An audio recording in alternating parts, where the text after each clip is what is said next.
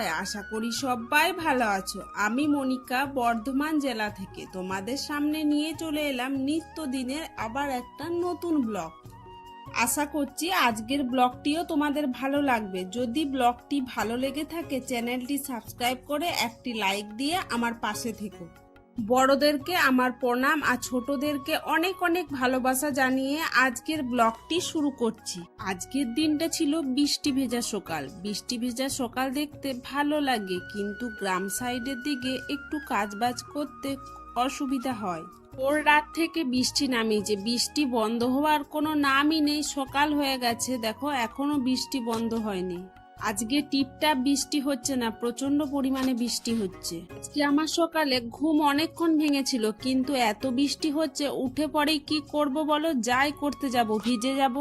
ওই জন্য প্রথমে ঘরের মধ্যে যে কাজগুলো ছিল সেগুলো করে নিয়েছি, কিন্তু জানো তো ব্রাশ করা হয়নি, আর বেশিক্ষণ ব্রাশ করে না থাকাও যায় না। ওই জন্য আমি কলতলাতে ছাতা নিয়ে ব্রাশ করে নিলাম। আর জানো তো মোনাও আজকে ঘুম থেকে উঠে গেছে, বাইরে বেরোনোর জন্য জেদ করছে, কিন্তু বৃষ্টি পড়ছে তো প্রতিদিনই পিছল হয়ে গেছে, ও তো বেরুলে পড়ে যাবে। ওই জন্য ওকে ঘরের মধ্যেই বসিয়ে রেখেছি, আর মোনাকে ঘরের মধ্যেই কোনো মন্দে ব্রাশটাও করিয়ে দিয়েছি। আর কড়াইটাই করে আজকে মোনার জন্য সুজি করেছিলাম। সুজিটা করা হয়ে গিয়েছিল, খাওয়ানোও হয়ে গেছে জানো তো, কিন্তু কড়াইটা পরিষ্কার করা হয়নি। আর সুজি হলে দেখবে কড়াইয়ের গায়ে লেগে থাকে, একটু ভালো করে না মাজলে উঠেও না। প্রচন্ড পরিমাণে বৃষ্টি হচ্ছিল বলে আমি কলতলাতে আসতেও পারছিলাম না। কিন্তু এরপর বৃষ্টি না কমলেও কাজগুলো তো বাগাতে হবেই বলো, কারণ বেলাটা তো গড়িয়ে যাচ্ছে। আর দেখো বাসন তো এখন বেশি ছিল না, শুধু কড়াইটা ছিল, মোনাকে খাইয়েছিলাম বাটিটা চামচটা, ওইগুলি ভালো করে মেজে ধুয়ে নিলাম। আর ছাতা নিয়ে নিয়ে কি সব কাজ হয় বলো, কলটা তো এক হাতে টিপছি, কিন্তু বাসনগুলো ধুবো কি করে ছাতাটা ধরে থাকলে। ওই জন্য ছাতাটা নামিয়ে পরে বাসনগুলো ধুলাম, একটু ভিজেছিলাম। তারপর আমি রান্নাঘরে চলে এলাম দুপুরে রান্না করার জন্য। ভাবলাম সবজিগুলো কেটে নিয়ে আমি এদিকে সবজিগুলো কাটছি। মোনা জানা তো একবার করে ওই ঘর থেকে ডাকছে মা মা করে, একবার করে আমি দরজাটা খুলে সাড়া দিচ্ছি। ও বলছে মা আমি যাব কি ওই ঘরে, আমি বলছি না না আসিস না, পড়ে যাবি। এখন প্রায় তো প্রতিদিনই বৃষ্টি হচ্ছে জানো তো, বাজারও যাওয়া হচ্ছে না, বাড়িতে সেরকম কোনো সবজিও নেই, যে কয়েকটাই ফ্রিজে পড়েছিল সেগুলোই কেটে নিচ্ছি। বৃষ্টি পড়লেও যাদের শহরের দিকে ঘর বা ঘরের মধ্যেই সবকিছু তাদের অতটা অসুবিধা হয় না, কিন্তু কি বলতো যাদের কলতলা বাইরে বাইরে বাথরুম তাদের কিন্তু খুব অসুবিধা হয়। বৃষ্টি পড়লে ঘিচিবিচি লাগে কাদাতে। বৃষ্টি ভালো লাগে, কিন্তু বলো প্রতিদিন বৃষ্টি হলে কি আর ভালো লাগে। তাও মা তো সব বাসিপাট করে দিয়ে পরে ডিউটি গেছে, তার মানে মা তো আমার থেকে আরো সকালে উঠেছিল, তখন জানো তো আরো বৃষ্টি হচ্ছিল, মা তো পুরো ভিজে গেছিল। সবজিগুলো কেটে রেখে দিলাম, তারপরে মুড়ি খাবো বলে দেখো থালাতে মুড়ি বেড়ে নিচ্ছি। আজকে মুড়ি খাওয়ারও সেরকম কিছু করিনি জানো তো, আলু সেদ্ধ চেনাচুর আর পেঁয়াজ দিয়েই খেয়ে নিয়েছিলাম। মুড়িটা বেড়ে নিয়ে আর ওই ঘরকে যায়নি জানো তো, রান্নাঘরের বারান্দাতেই খেতে বসে গেছি। কারণ কি বলতো বারবার যাওয়া আসা করতে করতে না মাথাটাও ভিজে যাচ্ছে। আমাকে মুড়ি খেতে দেখে মোনাও চলে এসেছে মুড়ি খেতে। মোনা বলছে আমাকে দুটি দাও তো, আমি খাবো। মোনা তো প্রতিদিনই আমার সাথে মুড়ি খায়, কিন্তু আজকে যেহেতু ওই ঘরে বসিনি, এই ঘরে বসেছি, ও সেটা দেখতে পেয়ে গেছে, ওই জন্য আমার সাথে দুটি পাড়া খাচ্ছে। খাওয়া দাওয়া হয়ে গেছে, এখন রান্না করতে চলে এলাম রান্নাঘরে। আমি তরকারিটা গ্যাসেতে করে নেবো, আর মা ভাতটা কাঠের উনুনে করবে। ডিমের ঝোল করব, ওই জন্য ডিমগুলো সেদ্ধ করে ছাড়িয়ে নিয়েছি, তারপর হালকা করে তেলের উপরে একটুখানি ভেজে নিলাম। ওই তেলেতেই পেঁয়াজগুলো নেড়ে পরে একটু ভেজে নিলাম, তারপরে আদা বাটা, রসুন বাটা, জিরে বাটা, ধনে বাটা, লঙ্কা গুঁড়ো দিয়ে ভালো করে মশলাটা কষিয়ে নিচ্ছি। কষানো হয়ে গেলে মশলাতে আরেকটুখানি জল দিয়ে কিছুক্ষণ নাড়াচাড়া করে আলুগুলো দিয়ে দিলাম, তারপরে আলুগুলো দিয়ে কিছুক্ষণ নেড়ে পরে জল ঢেলে দিলাম।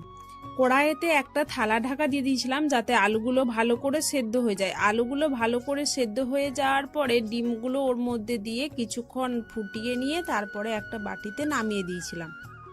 তো আমার ডিমের ঝোল খাওয়ার জন্য রেডি।